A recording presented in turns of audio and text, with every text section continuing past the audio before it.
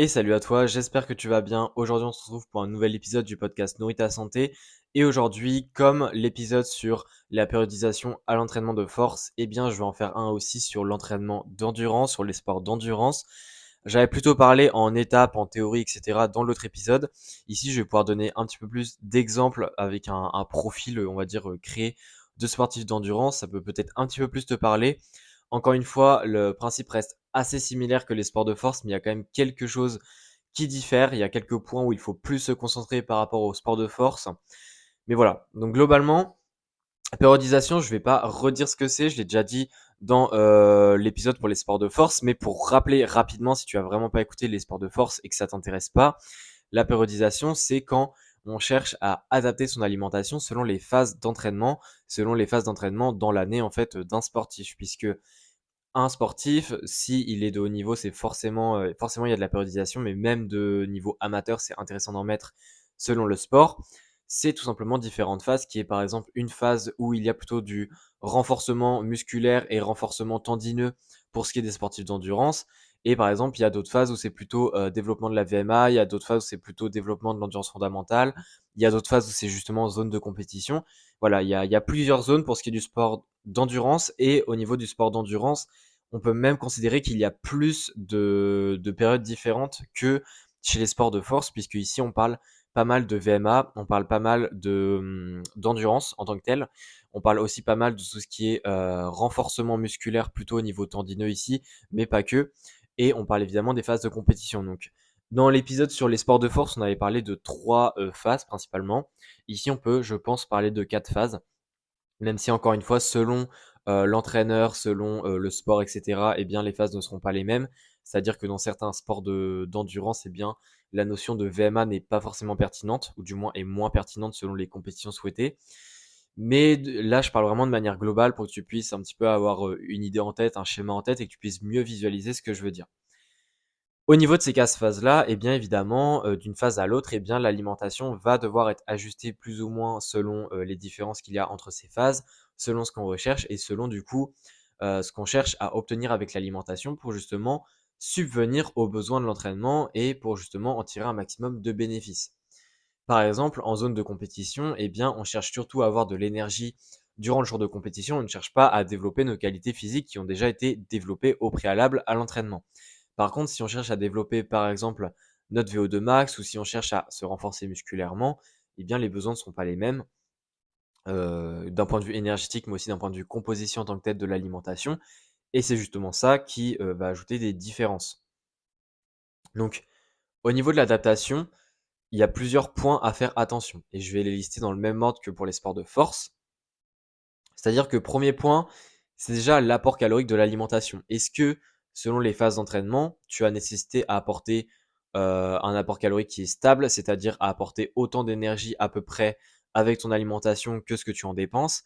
Ou est-ce que, par exemple, il faut que tu en consommes un peu plus pour, on va dire, prendre un peu de muscle, selon le sport, ou du moins pour justement venir aussi réparer des tendons, venir réparer une blessure en quelque sorte, puisque évidemment ça j'en ai pas parlé dans les sports de force, mais il y a aussi des phases où bah, ce sont des phases de récupération puisque le sportif a été blessé. Et dans ce cas-ci, eh bien c'est carrément pertinent et c'est même largement recommandé d'avoir une alimentation qui apporte plus de calories que ce que tu en dépenses, puisque en apportant plus de calories, ça va aider ton corps à reconstruire bah, justement de la matière et donc en fait à passer cette blessure, à faire récupérer la blessure.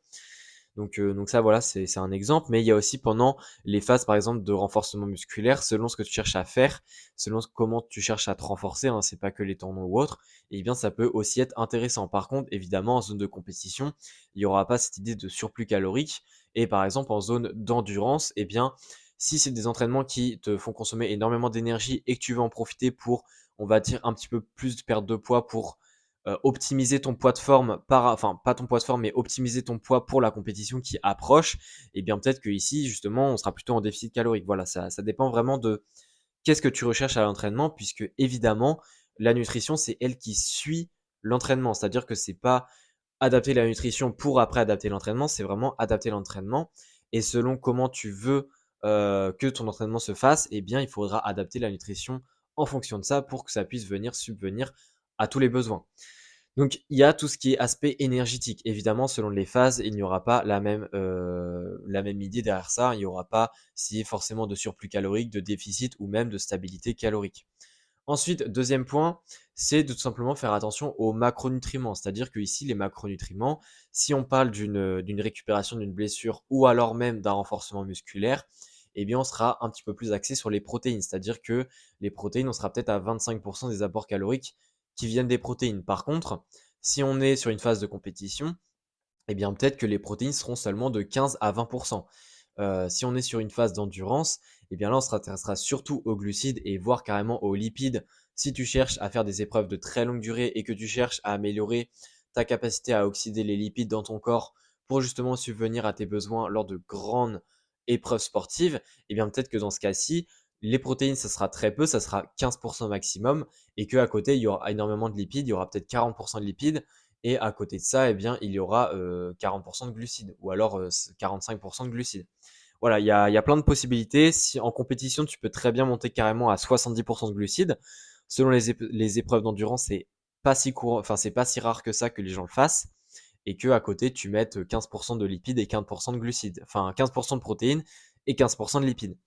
Voilà, il y a plein de profils différents. Il faut comprendre que selon la phase que tu vas faire et selon ce que tu cherches à obtenir de cette phase, donc ce que ce soit beaucoup d'énergie, que ce soit avoir de l'endurance mais utiliser plus les lipides, que ce soit améliorer ou du moins récupérer d'une blessure. Si tu sais ce que tu veux, tu auras ta réponse à travers l'alimentation, du moins si tu as les connaissances nécessaires. Évidemment, si tu n'as pas les connaissances nécessaires, je t'invite à me contacter et si ça t'intéresse, on peut très bien en discuter lors d'un appel pour un petit peu voir qu'est-ce que tu souhaites obtenir à travers ton alimentation pour justement subvenir à ton entraînement et on peut très bien en parler de différentes stratégies, je te donne des pistes, etc. Ça, c'est totalement possible et tu peux me contacter sur Instagram si évidemment tu souhaites en savoir plus. En tout cas, pour revenir à ce qu'on disait, eh bien évidemment, il y a les macronutriments et il y a aussi les micronutriments. Alors les micronutriments, je ne vais pas forcément en parler. Il y a quelques petits points qui sont pertinents, comme par exemple les sports d'endurance, il y a le fer, surtout pour ce qui est des femmes. C'est d'autant plus pertinent d'en parler, mais ici je ne vais pas en parler puisque là on parle vraiment de choses qui sont très très pointilleux et ce sont des choses en fait que tu ne vas pas devoir t'embêter avec puisque l'idée c'est vraiment d'agir correctement sur la globalité plutôt que de vouloir tout faire bien et de ne rien faire comme il faut. Et surtout que les micronutriments, c'est quelque chose qui est tellement précis que ce n'est pas, on va dire, nécessaire pour la plupart des gens, ou du moins ça n'en vaut pas la peine. Donc voilà, c'est pour ça que je ne vais pas en parler ici. Mais le dernier point, c'est évidemment la structure de l'alimentation. C'est-à-dire que selon les phases d'entraînement, eh bien, si tu prépares une compétition, il faut évidemment que tu prépares un peu ta stratégie alimentaire. Il faut que tu testes ta stratégie alimentaire, comme par exemple tes collations lors de l'entraînement, etc. Il faut que tu testes ça pendant tes temps d'entraînement au final. Et ça, c'est quelque chose qui se fait au préalable dans une phase, par exemple, de préparation à la compétition. Et bien évidemment, là, ça demande des adaptations de l'alimentation. Si par exemple, tu veux récupérer d'une blessure, et bien ici aussi, et bien ça demande des adaptations de l'alimentation, puisque peut-être que tu feras un petit peu plus de repas pour subvenir à tes besoins qui sont du coup plus élevés pour justement venir récupérer d'une meilleure manière. Voilà, il faut évidemment adapter la structure de l'alimentation par rapport au changement de macronutriments et au changement d'énergie que tu as donné, et également au contexte en lui-même. C'est-à-dire que si tu es en compétition, eh bien, tu vas peut-être manger plus de collations pour justement te préparer à cette compétition, à cette stratégie qui sera adaptée pour la compétition. Et ça, c'est totalement normal. Donc, voilà un petit peu globalement pour cet épisode. Encore une fois, je t'ai donné les pistes. C'est beaucoup plus précis et c'est surtout du cas par cas. Donc, si tu souhaites vraiment aller plus loin dans ton cas et être aidé, n'hésite pas à me contacter. Encore une fois, c'est quelque chose où on doit en discuter, où on doit discuter vraiment de ce que toi tu recherches. Il n'y a pas de réponse globale, même s'il y a quand même quelques pistes qui conviennent à beaucoup de gens et c'est ce que je t'ai partagé ici. Donc voilà, en tout cas, si tu veux aller plus loin, n'hésite pas à me contacter et sinon on se dit à la prochaine pour un nouvel épisode. Allez, ciao.